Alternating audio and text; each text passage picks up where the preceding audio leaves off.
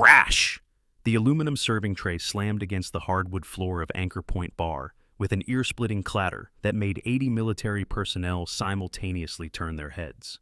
Rachel Torres, 26 years old, a waitress who had been working there for exactly 2 weeks, dropped to her knees among the shattered glass and spreading amber liquid. Her light brown hair, tied in a messy high bun with loose curls framing her face, caught the neon bar lights as she frantically tried to salvage what remained on the tray. "Oh God, I'm so sorry, I'm so sorry." Her hands trembled as she realized the catastrophe. 8 beers worth of golden liquid now soaking into the pristine white dress uniforms of 6 Navy SEALs seated at the VIP table. Miller stood up slowly, deliberately, like a predator assessing wounded prey. At 6 feet 3 inches with arms the size of most people's thighs, his bald head gleaming under the bar's harsh lighting, he towered over the kneeling waitress. The beer stains spread across his green military t-shirt like a battle wound. "You worthless piece of dead weight!" His voice boomed across the entire establishment, ensuring every patron bore witness to the humiliation about to unfold. Rachel kept her head down, grabbing bar napkins with shaking fingers, desperately trying to clean the mess. When she reached toward Miller's shirt to dab at the stain, Carter, a blonde female SEAL with cold blue eyes and a smile that never reached them, stepped on her hand. Not hard enough to break bones, but firm enough to establish dominance. "Don't touch a warrior's uniform with your filthy civilian hands." Johnson, Williams, Davis, and Brooks, the remaining 4 SEALs, rose from their seats in perfect synchronization, forming a semicircle around the small woman still on her knees in the spreading pool of beer. The crowd's energy shifted palpably.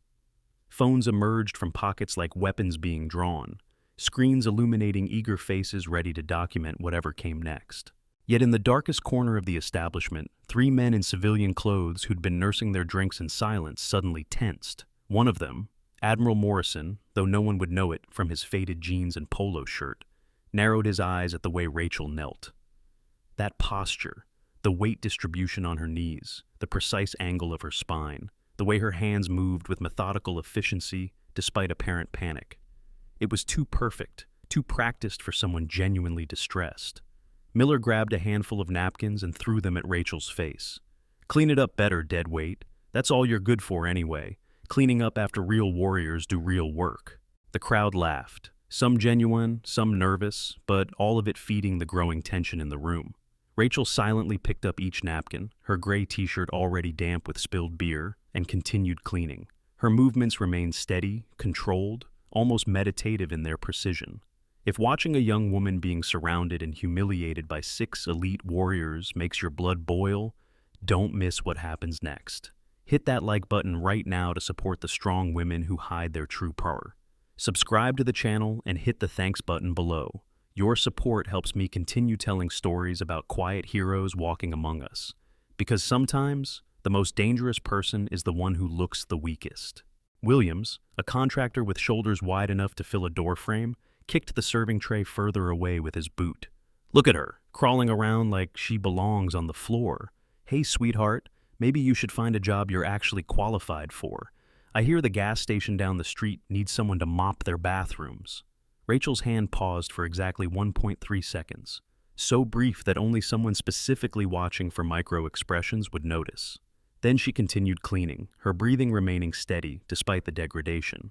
She hadn't spoken a word since her initial apology. She's not even defending herself. Brooks, the youngest SEAL, with an eager-to-prove-himself energy, laughed.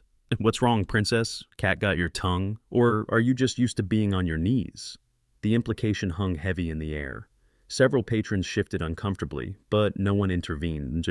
In a military town, in a military bar, challenging a group of SEALs was social and potentially physical suicide. Sam, the bar owner, a 60-year-old Marine veteran with arms covered in fading tattoos, started moving toward the commotion. "Hey now, that's enough. She's new. Mistakes happen." Miller turned his head slowly toward Sam, his expression shifting from amused to threatening in an instant. "You defending this deadweight, old man? Maybe you've gone soft in your retirement. This is exactly why standards are dropping everywhere. People making excuses for weakness." Sam stopped, his jaw clenching. He knew that look, had seen it in too many young warriors who confused cruelty with strength. But he also knew the mathematics of the situation. 6 trained killers versus 1 old Marine and a waitress. He backed down, but his eyes found Rachel's for a moment, trying to convey an apology she didn't acknowledge. Davis, stockier than the others but carrying his weight like a weapon, squatted down next to Rachel. His breath smelled of whiskey and superiority. "You know what your problem is? You're soft, weak. In any real survival situation, you'd be the first to die. Dead weight that would get the rest of us killed." "Get up," Johnson commanded, grabbing Rachel's wrist and yanking her to her feet with enough force that she stumbled. Her gray t-shirt was now thoroughly soaked, clinging to her small frame. At 5 feet 6 inches and maybe 120 pounds, she looked like a child among giants. That's when they noticed the scar. It was small, circular, old but distinctive, on the inside of her wrist where Johnson had grabbed her. The kind of mark that anyone with combat experience would recognize as an entry wound from a 9mm round. Johnson's grip loosened slightly, his brow furrowing, but before he could process what he was seeing, Williams had grabbed a full pitcher of beer from a nearby table. "You know what? You ruined our uniforms, so it's only fair." He upended the entire pitcher over Rachel's head. The cold liquid cascaded down her face, her hair, soaking through her clothes. The bar erupted in laughter, phones capturing every moment of the humiliation. Rachel stood perfectly still as the beer dripped from her chin. Her eyes, green like sea glass with natural freckles dotting her cheeks and nose, remained focused on a point somewhere beyond Miller's shoulder. She was scanning, cataloging exits, counting obstacles, measuring distances. But the drunk crowd saw only a defeated waitress too shocked to respond. Rachel pulled out her phone from her uniform pocket to call the manager, her movements calm despite the beer still dripping from her hair.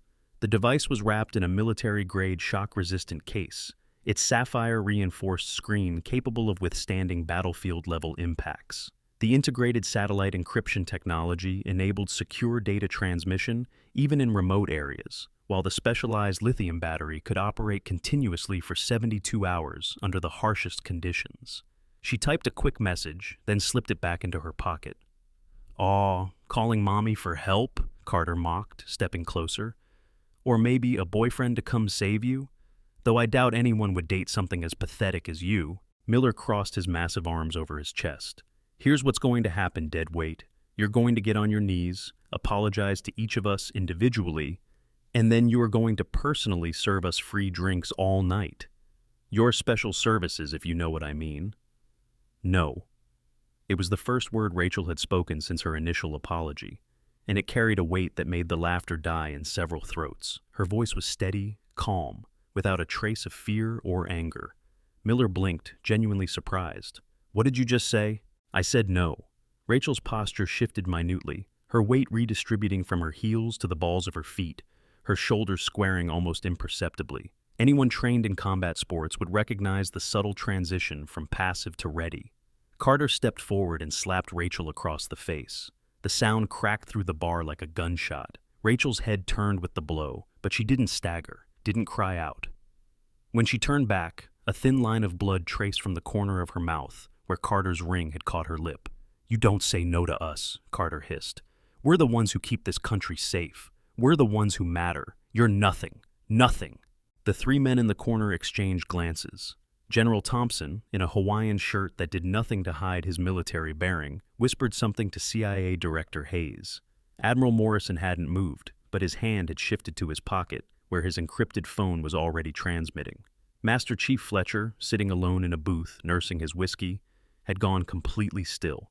25 years of special operations had taught him to recognize certain things. The way Rachel had absorbed Carter's slap, rolling with it just enough to minimize damage while maintaining balance. The way her breathing hadn't changed despite being surrounded. The way her eyes tracked multiple threats simultaneously without appearing to move. "Last chance," Miller said, cracking his knuckles. "Apologize and serve us, or things get unpleasant." "Things are already unpleasant," Rachel replied, wiping the blood from her lip with the back of her hand. "For you." The threat assessment in her voice was so matter-of-fact that several people laughed nervously, thinking she was making a joke. Miller didn't laugh. Something in her tone, in the absolute absence of fear, triggered warnings in the primitive part of his brain that had kept him alive through dozens of combat deployments. But ego overruled instinct. Miller lunged forward, grabbing Rachel's throat with one massive hand and slamming her back against the wall. Her feet left the ground as he lifted her, his fingers squeezing just hard enough to restrict airflow without crushing her windpipe. "Listen here, you piece of—" "You have 10 seconds." Rachel's voice was crystal clear, despite the hand around her throat. She wasn't gasping, wasn't clawing at his grip.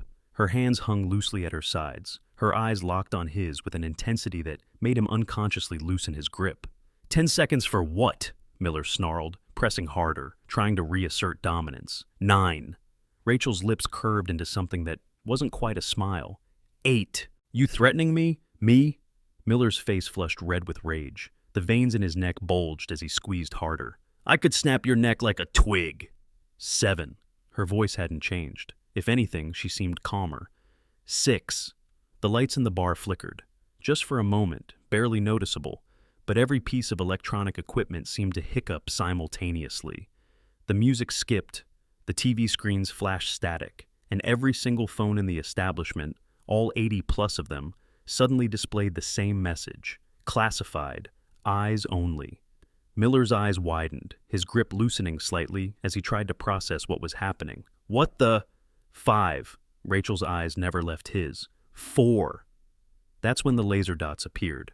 5 of them, bright red against Miller's forehead, forming a perfect pentagon. They hadn't been there a second ago, and no one could see where they originated from. The windows were wrong angles, the doors were closed, but somehow 5 separate targeting lasers had found their mark. 3. Miller released Rachel like she was radioactive, stumbling backward. His hand went to his forehead, trying to brush away the dots that seemed to follow his movement with mechanical precision. This is impossible. How are you— 2. The voice that interrupted wasn't Rachel's. It came from everywhere and nowhere, emanating from the bar's sound system, from every phone speaker, from hidden sources that shouldn't exist in a civilian establishment. Biometric scan complete. Identity confirmed. Ghost 7. Threat level, extinction, warning, hostile contact with priority asset detected. Miller's face drained of color so quickly that several people thought he might faint. His teammates backed away unconsciously, their trained instincts recognizing a predator far beyond their capability. 1.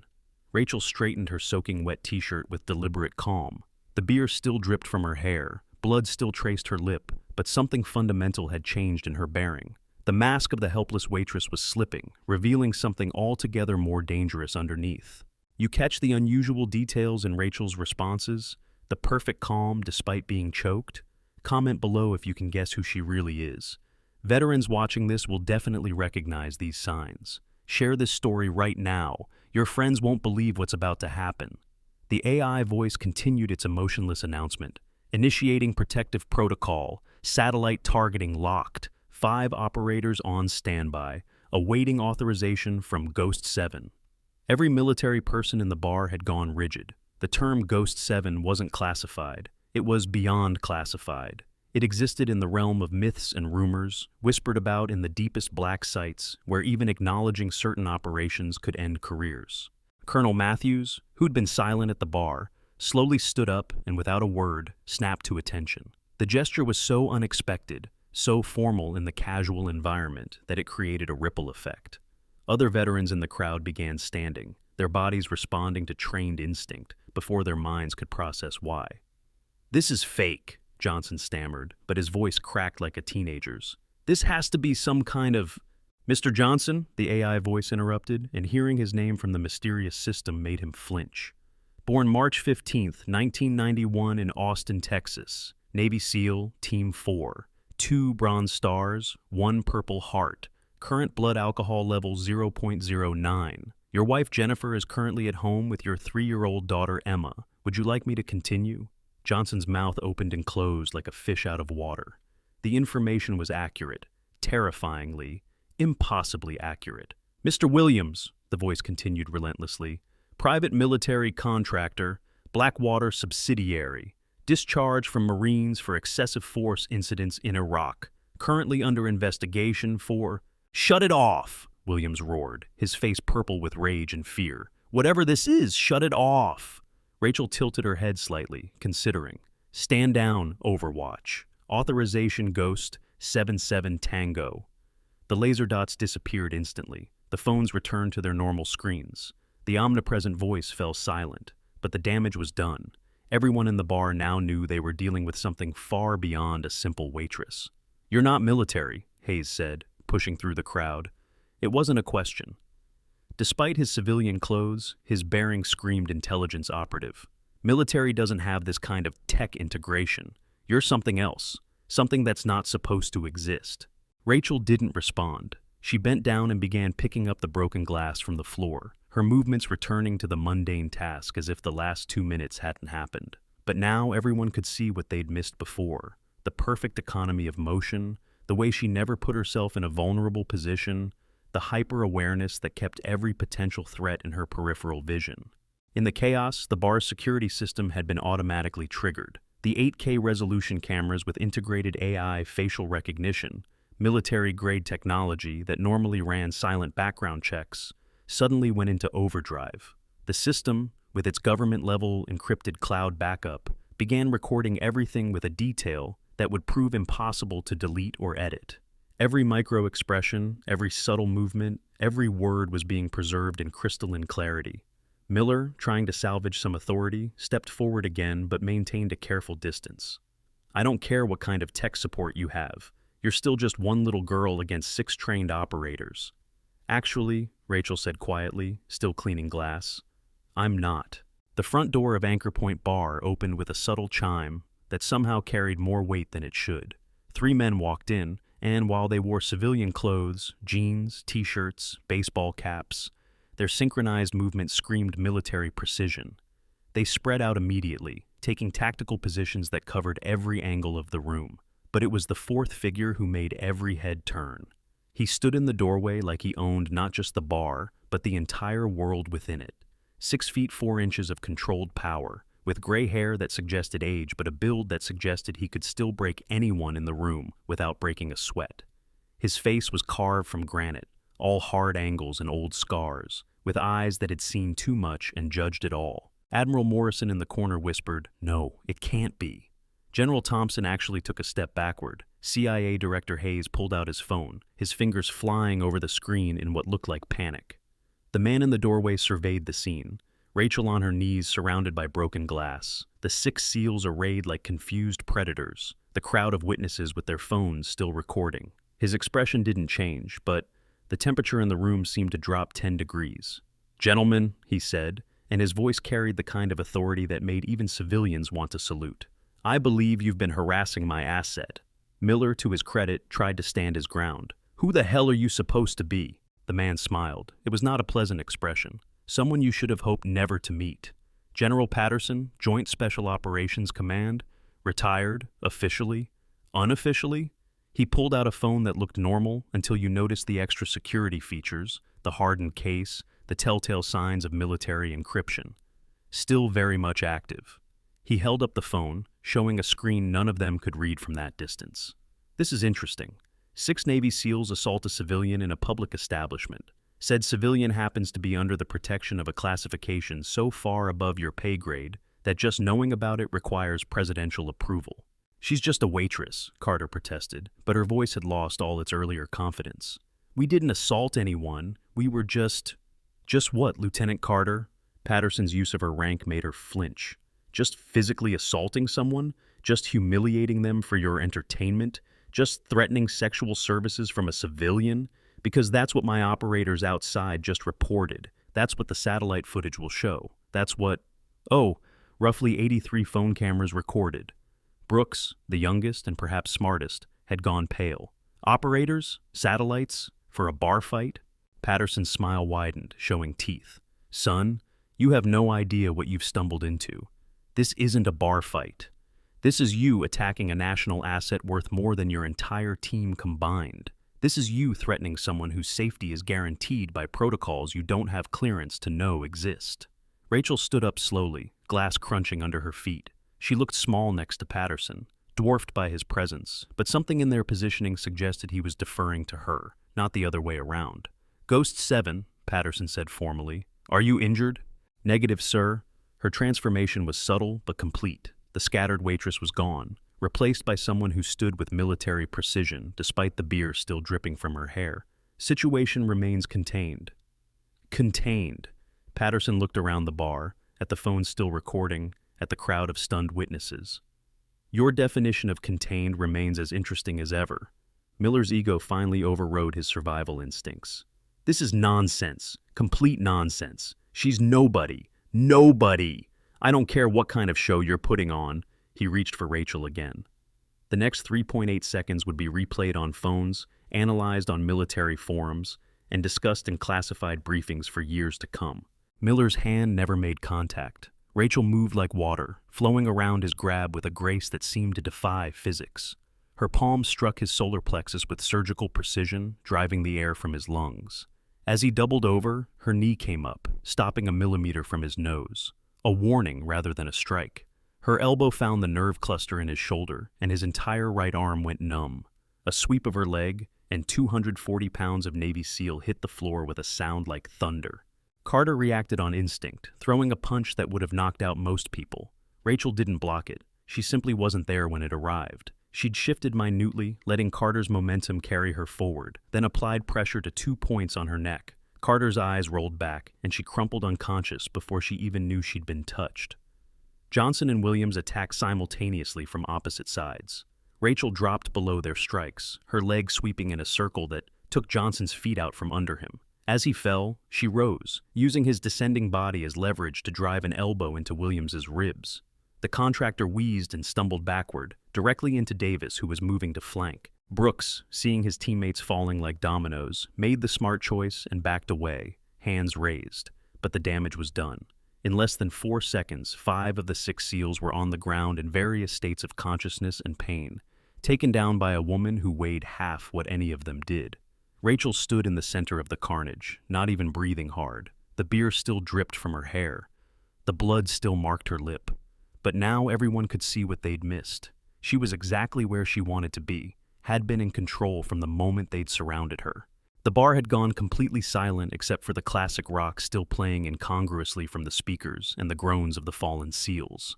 Phones captured everything, but no one spoke, no one moved. They were witnessing something that shouldn't be possible. David not just defeating Goliath, but making it look effortless. Admiral Morrison finally stood up from his corner table. He walked forward slowly, each step measured, and when he reached the appropriate distance, he did something that sent another shockwave through the crowd. He saluted. Not casually, not mockingly, but with the rigid precision of a plebe at Annapolis. Other military personnel in the crowd found themselves unconsciously straightening, their training responding to the gravity of the moment. "Ghost 7, Morrison said, his voice thick with emotion. "Aleppo, 2019. The school. You saved my daughter." Rachel's expression, which had been carved from stone during the fight, cracked slightly. "Admiral, you weren't supposed to know you were still alive? To recognize you?" Tears actually formed in the hardened Admiral's eyes. "I've seen the footage 1,000 times. I know how you move. I know what you did. 23 minutes, alone, against impossible odds." General Thompson had moved closer, his own face pale with recognition. "Damascus, the embassy, 200 children." His voice broke. "You're the one who... How are you here? You were declared dead." "Yes." Rachel's voice carried infinite weariness. "That was the point." CIA Director Hayes held up his phone, showing a screen full of encrypted text. "Langley just confirmed. Ghost 7, Project Reaper. I thought it was a myth. A story we told ourselves about the perfect operator who could what?" Patterson interrupted sharply. "Be everywhere and nowhere, complete impossible missions, sacrifice everything for strangers, die and come back." He looked at Rachel with something approaching paternal pride. "She did all of that, and more." Miller, struggling to breathe on the floor, managed to wheeze out, This is impossible. She's just a waitress, just some nobody Some nobody?" Patterson's voice could have frozen hell. "This nobody has 614 confirmed successful operations. 0 failures. 0. Do you understand what that means? Every mission, every objective, every life she was sent to save, she saved them. Every target that needed to be eliminated. Every impossible situation, she made possible." The revelation hung in the air like a physical presence. The crowd had pressed closer, phones forgotten in hands as they tried to process what they were hearing. The Beirut schoolyard, someone whispered from the back. 87 children saved. They said it was Delta Force, but the Cairo incident, 300 hostages. News said it was a full SEAL platoon. Mumbai, the hotel. My brother was there. He said one woman. Each whispered recognition added another layer to the legend standing in their midst, still dripping with beer, still looking like she belonged behind a bush rather than in the pantheon of military heroes. Rachel suddenly looked very tired. I just wanted to be normal, just for a while, serve drinks, live quietly, forget. Forget? Morrison's voice cracked. How could you forget? You're a hero. I'm a weapon, Rachel interrupted, her green eyes hard as emeralds. I was made, not born, trained from childhood, programmed, perfected. Do you know what that means? Do you know what it costs? She looked down at Miller, who was trying to crawl away. He called me dead weight, said I'd be the first to die. He's wrong. I'd be the last. I'd always be the last, because that's what I was designed for, to survive when everyone else dies, to complete the mission no matter the cost, to be the ghost that never stops. Patterson's phone buzzed. He looked at it, his expression darkening. We have a problem. Rachel closed her eyes. Let me guess. The facial recognition from the security footage has been uploaded. The classification has been breached. My location is compromised. Worse. Patterson showed her the screen. Rashid. The name hit Rachel like a physical blow. For the first time since the confrontation began, she showed genuine emotion, raw, desperate fear. No, she whispered. He's supposed to be safe. I made sure he was safe. Who's Rashid? Hayes asked, though from his expression he was already accessing mental files. Damascus, Rachel said, her voice hollow. 8 years old. His sister was 6. I carried them both through 200 meters of open ground while every terrorist in the city tried to kill us. He kept saying he'd be brave, like me. Her hands clenched into fists. He's 16 now, still in Syria, still alive because I made sure he'd be protected. Patterson's expression was grim. He was taken 3 hours ago. They know you're alive. They want you to come. The bar seemed to collectively hold its breath. This wasn't just about a bar fight anymore. This was about something much larger, much more dangerous. Rachel looked at the phone, at whatever image Patterson was showing her. When she looked up, the tired waitress was completely gone. In her place stood Ghost 7, the weapon, the legend, the nightmare that terrorists told stories about to scare each other. How long do I have? 72 hours. They'll execute him publicly if... They'll try. Rachel's voice had gone cold, clinical. She looked around the bar, at the seals on the floor, at the crowd of witnesses, at the phones that had documented everything. This was a mistake, all of it. I should have stayed dead. She started walking toward the door, stepping over Miller's prone form without looking down. Where are you going? Morrison called out. Rachel paused at the doorway, silhouetted against the night outside, to remind certain people why Ghost 7 was retired and why disturbing the dead has consequences. You can't go alone, Patterson said. Not again. Not after... After what? After Aleppo? After Damascus? After Prague? Rachel turned back, and her smile was sharp enough to cut glass. I've always been alone. That's what made me perfect. No attachments, no weakness, no one to lose. She looked directly at Miller, who had managed to prop himself up against a table leg. You called me dead weight. You were wrong. I'm not dead weight. I'm death's weight. The burden that comes from carrying too many ghosts. And now I have to go make more. Just as she was about to leave, her phone, the military encrypted device, buzzed with an incoming message. She looked at it, and her expression changed again. Not fear this time, but something deeper. Regret, perhaps, or recognition. She held up the phone, showing the message to Patterson.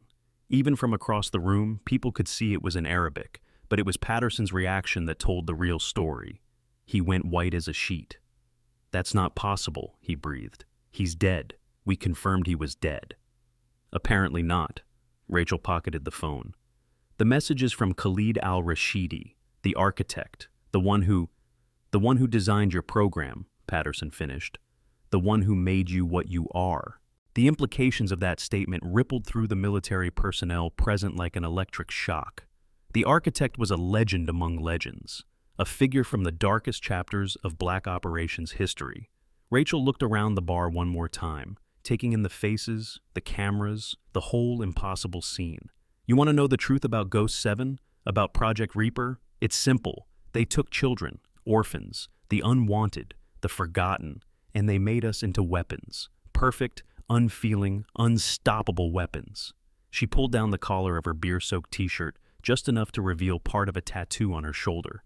It wasn't military insignia or unit pride. It was a serial number, 7 digits that reduced a human being to an asset. I was 7 years old when they started. 7 years old when I fired my first weapon.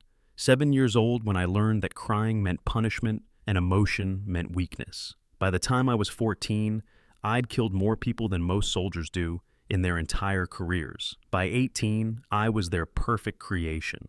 Ghost 7, the one who never failed. The horror of what she was describing settled over the bar like a suffocating blanket. This wasn't a story of military glory. This was something else entirely. But then something went wrong, Rachel continued. Or right, depending on your perspective. I saved those children in Damascus, carried them to safety. And when that 8-year-old boy looked at me with such trust, such faith, something broke. Or maybe something fixed itself. I remembered what it was like to be human. She looked at Patterson. That's why I disappeared. That's why I died. Because a weapon that starts to feel is a weapon that can't be controlled. Patterson's phone buzzed again. He looked at it, his expression cycling through surprise, alarm, and finally, resignation. They know you're here. Satellites have been tracking. We have maybe 10 minutes before. Before what? Hayes demanded. What aren't you telling us? Before everyone knows Ghost 7 is alive, Patterson said simply. Before every enemy she ever made comes looking. Before every government that wants their own Ghost 7 comes calling. Before this becomes something none of us can control. Rachel's hand was on the door handle when Miller's voice, hoarse but determined, cut through the silence. Wait! Everyone turned to look at the fallen SEAL, who had managed to pull himself to his knees despite the obvious pain. Blood trickled from his nose, his pride shattered more thoroughly than his body, but something had changed in his eyes. I was wrong, he said, the words seeming to physically hurt him. We were all wrong, but if you're going after the kid, Rashid, you shouldn't go alone. Carter, who had regained consciousness and was being helped to sit up by Brooks, nodded weakly. He's right. We owe you that much. For what we did. For what we didn't understand. Rachel turned back slowly, her expression unreadable. You owe me nothing, and I work alone. No. Admiral Morrison stepped forward, his authority filling the space. Not this time. Ghost 7 died alone. Rachel Torres doesn't have to. Patterson's phone buzzed again. He looked at it, and his expression grew even more grave. We have 8 minutes before extraction teams arrive, both ours and others. The facial recognition hit has gone wide. Every intelligence agency in the world now knows Ghost 7 is alive and in San Diego. Then we need to move, Hayes said, already texting rapidly on his phone. I can have a safe house ready in... No! Rachel's voice cut through the planning. No safe houses, no extraction, no running. She looked around the bar, at the phone still recording, at the crowd of military personnel who had witnessed everything. They want me to come? Fine. But first we're going to finish what started here. She walked back to the center of the bar, stepping over broken glass, and addressed the room. You all saw what happened. 6 elite warriors attacked a waitress for spilling beer. You laughed. You recorded. You did nothing. Her green eyes swept the crowd, and more than a few people looked away in shame. That's the real problem. Not them, she gestured at the SEALs, but the silence of everyone else. A young Marine in the back found his voice. We didn't know who you were. And that matters? Rachel's voice could have cut steel. If I really had been just a waitress, would that have made it acceptable? Would my weakness have justified their cruelty? The silence that followed was deafening. Patterson stepped forward. She's right, and that's going to change, starting now. He pulled out his phone again and showed the screen to the room. This is Executive Order 9973. As of this moment, every incident of military personnel harassing civilians will be investigated by a joint task force. The warrior culture that excuses cruelty ends tonight. Miller struggled to his feet, supported by Johnson. We'll testify about what we did, about what we've seen others do, about the culture that made us think we were untouchable. Rachel studied him for a long moment. Why? Because, Miller said, wiping blood from his face, Dead weight or not, you just showed us what real strength looks like, and it isn't what we thought it was. The moment coming next will change everything you thought you knew about military justice. If you've ever witnessed bullying and stayed silent, share this video now. Leave a comment about what you would have done. Sometimes the greatest battles aren't fought with fists, but with the courage to speak up. Rachel's phone buzzed. She looked at the message, and her expression darkened further. Without a word, she held it up for Patterson to see. His reaction was immediate and visceral. He actually stepped back. "That's not possible," he breathed. "Those coordinates. That's..." "The tomb," Rachel finished. "The facility where Project Reaper began, where they made us into weapons, and where Khalid is holding Rashid." General Thompson had been silent until now, but at the mention of the tomb, he spoke up. "That place was destroyed. We bombed it ourselves when the program was shut down." "You bombed ruins," Rachel corrected. "The real facility is 3 levels underground, hardened against nuclear attack. I should know.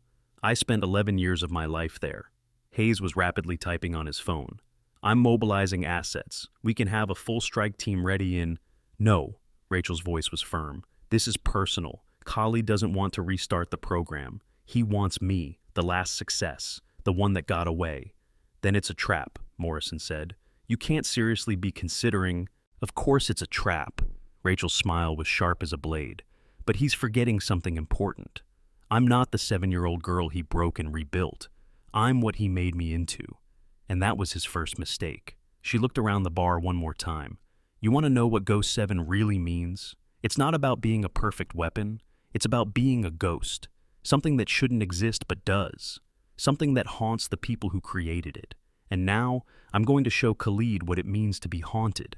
Patterson's phone rang. He answered it, listened for a moment, then his face went pale. He held it out to Rachel. "It's for you." Rachel took the phone, already knowing who would be on the other end. "Hello, 7. The voice was cultured, refined, with just a trace of an accent that could have been from anywhere. "I've been watching. Impressive display, though a bit theatrical for my taste." "Khalid." Rachel's voice was steady, but everyone could see her free hand clench into a fist. "Let the boy go. This is between us." "Oh, but he's so eager to meet you. He's heard so many stories about the woman who saved him, the ghost who carried him through hell." There was a pause, then the sound of a child crying in the background. "Would you like to speak to him?" "Rachel!" The voice was young, terrified, but trying to be brave. "Rachel, I knew you'd come. I knew you weren't really dead. The line cut off. Rachel handed the phone back to Patterson. Her face had gone completely blank, but her eyes promised death. 72 hours, Khalid's voice came back on speaker. "The tomb. Come alone or the boy dies. Come with others and I'll kill one hostage for every person you bring. Oh, and 7, I have more than just Rashid. I have his entire school. 43 children who were learning to read because you inspired them. Their blood will be on your hands." The line went dead. The bar erupted in angry voices, plans, strategies. But Rachel wasn't listening. She was already moving, her mind calculating distances, resources, probabilities. The waitress was gone completely now, replaced by the weapon Khalid had created. "I need transport," she said to Patterson, "and equipment, nothing traceable." "You can't go alone," Morrison insisted. "Not against him, not in that place. Watch me." "No." The voice that spoke wasn't from any of the authority figures. It was Miller, standing despite his injuries, his team flanking him. "We're going with you." Rachel turned to him, her expression incredulous. "You can barely stand." "We're SEALs," Carter said, holding her ribs but standing straight. "We've operated in worse condition, and we owe you a debt." "You owe me nothing." "We owe those kids everything," Johnson said. "We forgot what we were supposed to be. Protectors, not predators. Let us remember." Rachel looked at them for a long moment, then at Patterson, who nodded slightly. "Fine," she said, "but we do this my way. No glory-seeking, no heroics. We get the kids out, we survive, we disappear. Ghost protocol." Williams stepped forward. "What about me? I'm not military anymore, just a contractor, but..." "You know the Tombs region. You've operated there." Rachel's assessment was clinical. "You're useful. You're in." Brooks, the youngest, raised his hand tentatively. "I've never done anything like this. Real black ops, I mean." "Then consider this your graduation," Rachel said. "From boy to man, from soldier to warrior. the real kind. During the rapid tactical planning, Rachel pulled out a specialized medical kit from behind the burr, items she'd strategically hidden when she first started working there. The compact field trauma kit contained military-grade medical supplies developed for special operations medics. Advanced hemostatic agents, combat-proven pain medications, and portable diagnostic equipment designed to save lives in situations where traditional medical facilities were impossible to reach. The technology could mean the difference between life and death in the field. Patterson was on multiple phones now, his voice urgent. "I need a C-130 ready in 20 minutes. Full black configuration, no flight plan, no record." He paused, listening. "I don't care about protocol. Use my authorization. Zulu 77 Black." Hayes was coordinating with Morrison and Thompson. "We can provide satellite overwatch, but once you enter the tomb, you're dark. No communications, no support. Just like old times," Rachel murmured. The SEALs had gathered around a table where someone had spread out a tablet showing satellite imagery of the target region.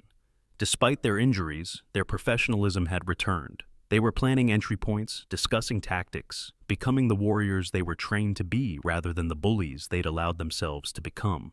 "Two-level entry," Miller suggested, pointing at the imagery. "Create a distraction up top, while the real team goes through the old aqueduct system." "No," Rachel said. "Khalid knows all the standard tactics. He trained half the world's special forces before he went rogue. We need to be unpredictable." "What do you suggest?" Carter asked. Rachel smiled, and it was the kind of expression that made everyone lean in. "We're going to walk in the front door."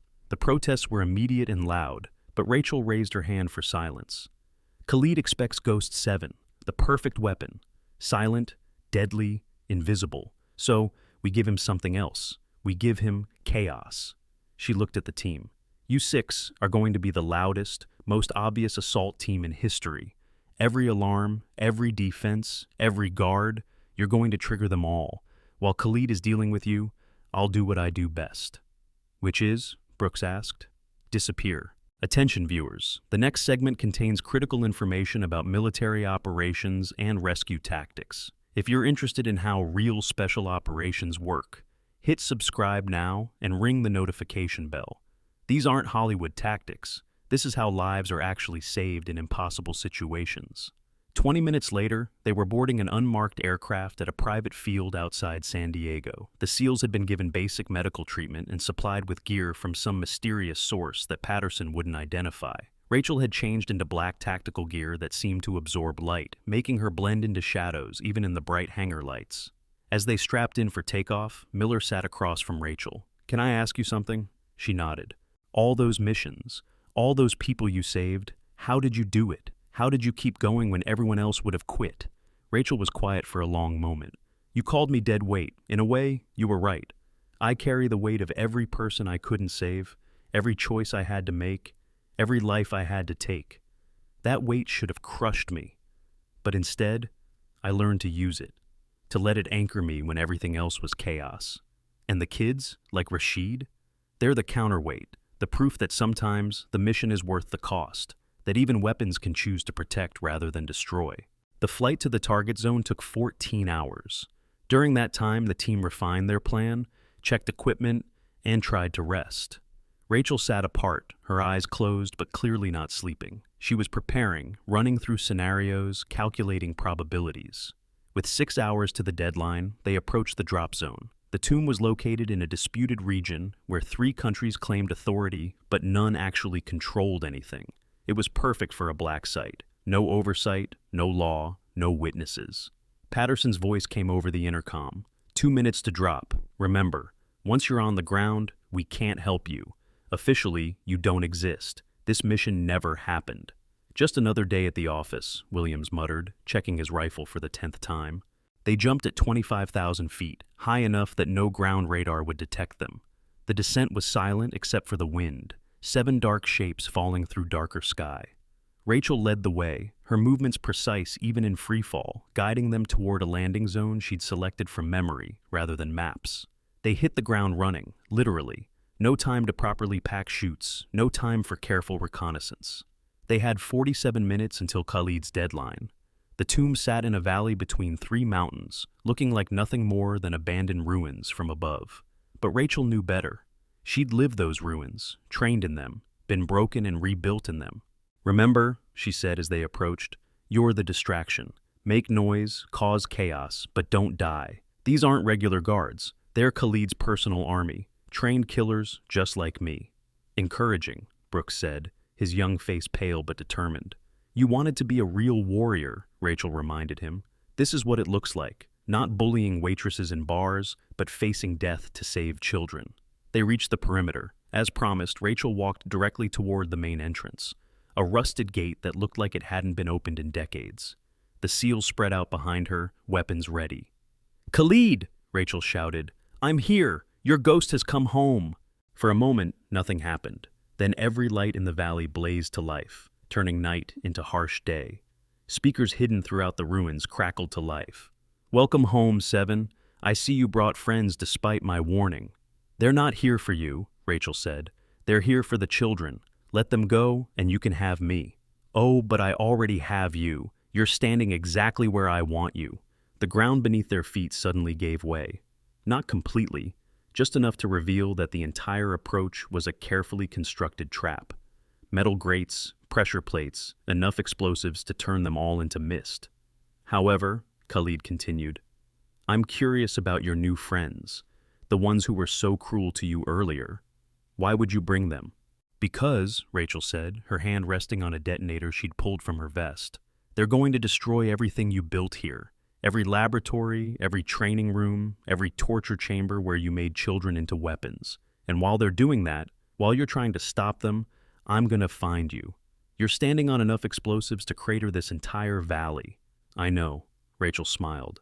"I helped install them, back when I was 12, and you were teaching me about redundancy. Always have 3 ways to complete the mission," you said. 3 ways to win.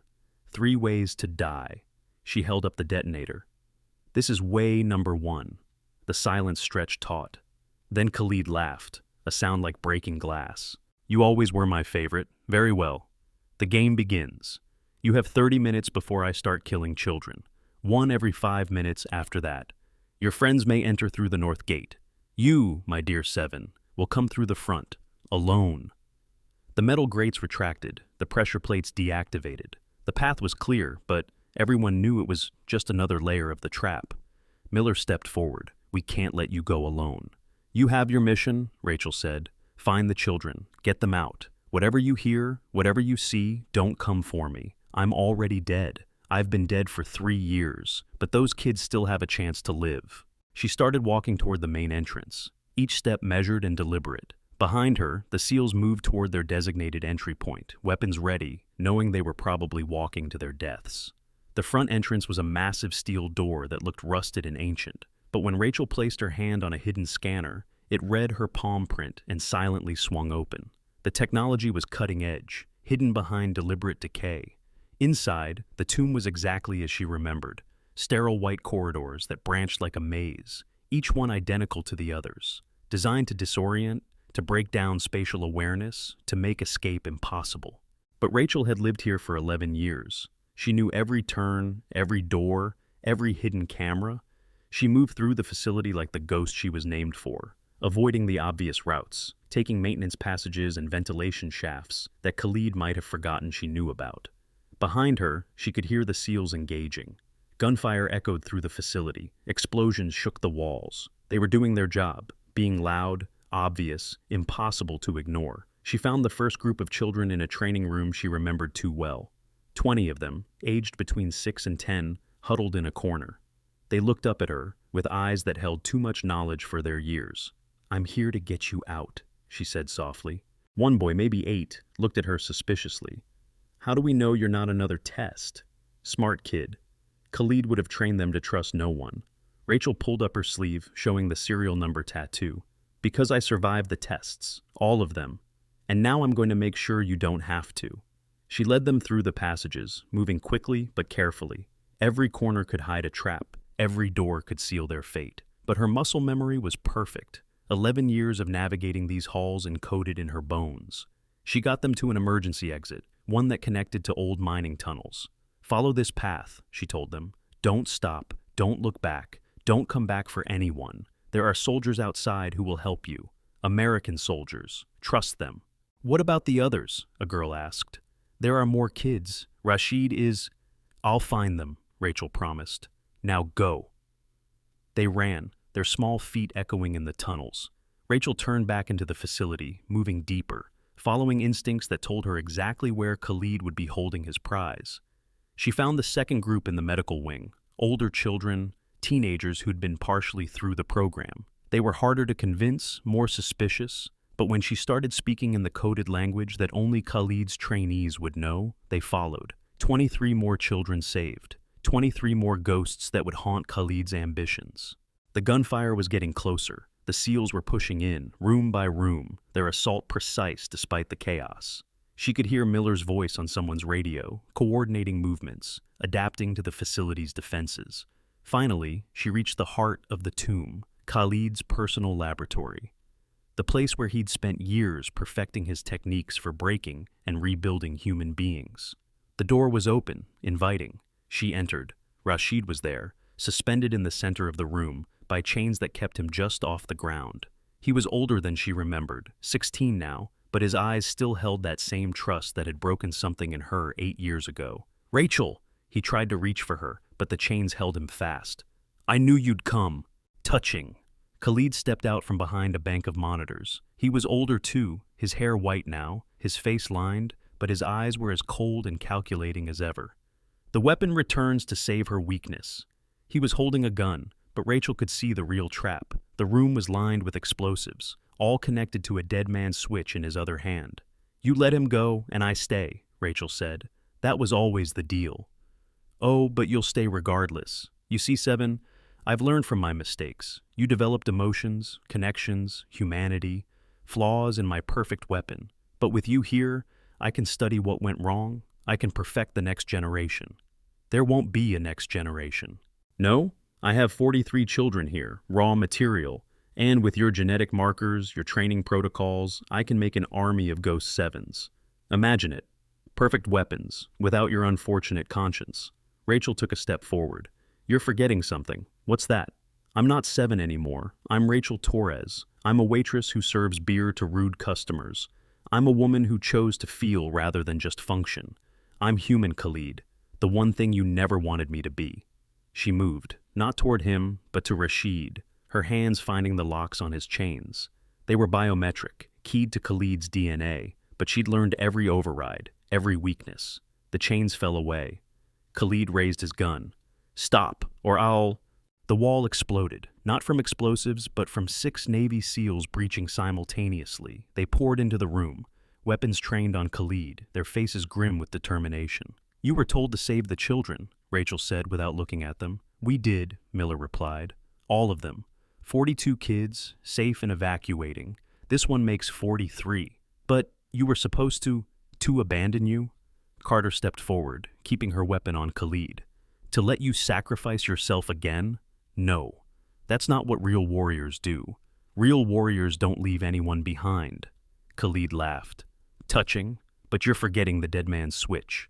I release this trigger, we all die. The children you saved will be orphans. Again. Actually, Williams said, pulling out a device Rachel didn't recognize. About that. While you were monologuing, I was scanning. That dead man's switch is transmitting on frequency 473.6, the same frequency used by Syrian rebel IEDs. I've jammed it. You can let go all you want. Nothing will happen. Khalid's face went pale. He looked at the device in his hand, then at Rachel. You knew. You knew they'd come. Rachel shrugged. I knew they'd do what I couldn't. Act like a team. Trust each other. Be human. She stepped closer to him. That's what you never understood, Khalid. Perfect weapons break. But imperfect humans, they bend, they adapt, they survive. This isn't over, Khalid said. The program will continue. Others will. No, Hayes' voice came over hidden speakers.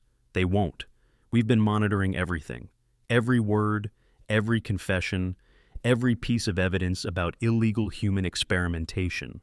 The program dies today, officially and permanently.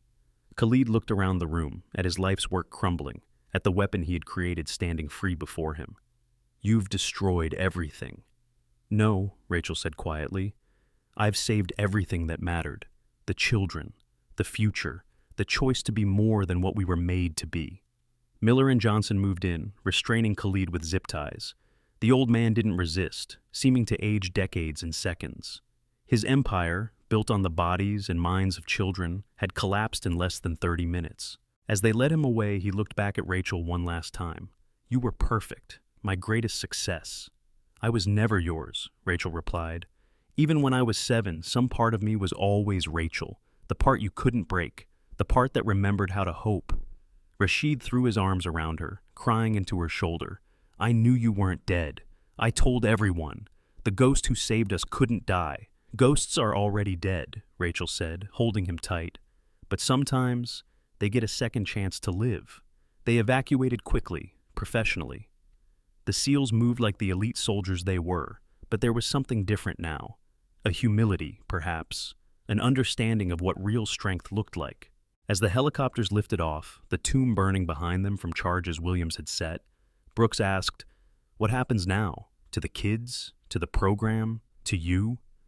"The kids will be placed with families, given therapy, given chances to be normal," Patterson's voice came over the radio. "The program will be investigated, exposed, ended. As for Ghost 7, he paused. "She died 3 years ago. Officially, she's still dead." "And Rachel Torres?" Miller asked. "She's a waitress," Rachel said, looking out at the sunrise painting the mountains gold. "She serves beer, deals with difficult customers, lives a quiet life." "After this?" Carter asked incredulously. "You're going back to serving drinks?" "Why not? It's honest work. Simple, human." Rachel looked at them. "You could try it too, being human, I mean. You were pretty good at it today." The flight back was quiet. The children were on a separate transport, heading to medical facilities and new lives. Khalid was on a third aircraft, heading to a black site where he'd answer for his crimes. And 7 unlikely allies sat in companionable silence, each processing what they'd experienced. 24 hours later, Rachel stood in Anchor Point Bar, now wearing fresh clothes, jeans and a simple t-shirt. The place was packed again, but the energy was different, respectful, aware. The 6 SEALs sat at the same table where everything had started. Their beers were untouched, their expressions thoughtful. Miller stood up as she approached. "We wanted to apologize, properly. Not because of who you are, but because of what we did. It was wrong, all of it." "Apology accepted," Rachel said, "on one condition. Name it. You teach others about what real strength is, about protecting instead of predating, about being warriors instead of just fighters." Carter nodded. "We've already started. Voluntary training program. The weight of service. Teaching young soldiers that the uniform is a responsibility, not a right to abuse." "Good." Rachel picked up a serving tray. "Now, can I get you anything else?" "Just one thing," Brooks said. "Why go back to this? After everything you've done, everything you could do?" Rachel smiled. "Because saving the world is exhausting. Serving beer is simple. And sometimes, the most radical thing a weapon can do is choose to be ordinary." As she walked away to serve other customers, Morrison, Thompson, and Hayes entered the bar. They found a table in the corner, the same one they had occupied that first night. They ordered beers, left enormous tips, and never mentioned what had happened. The bar's security footage from that night had mysteriously corrupted. The phones that had recorded everything showed only static when people tried to review the videos.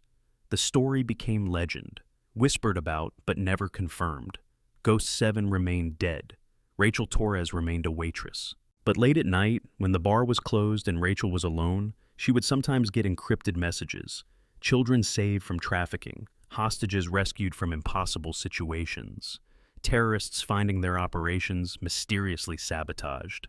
The ghost still walked, just more quietly now. 1 month later, Rachel was wiping down tables after closing when she found an envelope tucked under a napkin holder. No name, no address, just a photo. Rashid, standing in front of a new school, surrounded by the children from the tomb. They were smiling, holding books, being normal kids.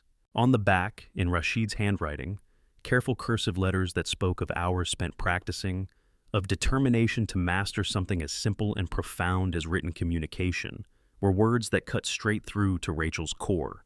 "We remember. We survive. We choose. Thank you for teaching us that weapons can choose to be human." She stood there in the empty bar, the photo trembling slightly in her hands. Not from the old combat tremors that would never fully fade, but from something deeper. emotion she had trained herself not to feel for so many years. The fluorescent lights hummed overhead, casting harsh shadows across the scarred wooden tables and well-worn bar stools. Each scratch and stain told its own story of spilled drinks, rowdy celebrations, quiet heartbreaks, normal human moments that she'd once thought herself incapable of understanding. Rachel traced a finger over the faces in the photograph. 43 children who should have become weapons, who should have had their humanity stripped away layer by layer until only purpose remained. Instead, they stood there holding books, not weapons, not tactical gear, but books. Instruments of learning rather than killing. Their smiles were genuine, unguarded, the kind that came from children who had glimpsed darkness but chosen light. She tucked the photo carefully into her pocket, feeling its weight against her hip, a different kind of weight than the one Miller had accused her of being. This was the weight of lives saved, futures reclaimed, cycles broken. It was heavier and lighter simultaneously, a paradox she was learning to carry. Rachel continued cleaning, her movements automatic yet meditative. The bar rag swept across surfaces in precise patterns. Muscle memory from 11 years of maintaining weapons now repurposed for something beautifully mundane. Tomorrow would indeed bring new customers, some kind, some cruel, most simply human in all their flawed complexity. There would be new challenges, drunk patrons to manage, orders to juggle, the inevitable spills and breaks that came with service work. And yes, new choices, small ones about patience and kindness, large ones about when to reveal strength and when to embrace weakness. But tonight, in the sanctuary of an empty bar that smelled of beer and cleaning solution and the lingering ghost of fried food, Rachel Torres allowed herself something she'd been denied for 19 years of her life, a moment of genuine peace. Not the hyper-vigilant calm of an operator waiting for extraction, not the forced stillness of a weapon in storage, but actual peace. The kind that came from knowing you'd chosen correctly, that you'd saved what mattered, that you'd proven even the most perfectly crafted weapon could choose its own purpose. The ghost could rest. Her shoulders dropped from their perpetual state of readiness. Her breathing deepened from tactical shallow to genuinely relaxed. For now, Ghost 7 could remain buried. At least until the next call came, and it would come. She knew that with the certainty of someone who had seen too much suffering to believe it would simply stop. Somewhere, children would need saving. Somewhere, the impossible would need to become possible. Because ghosts never really die, they just learn to live differently. The stories end here, but the journey continues. Many new episodes are waiting for you. And if you enjoy, please take a moment to like, subscribe to our EV Story channel, and turn on the bell. See you in the next story.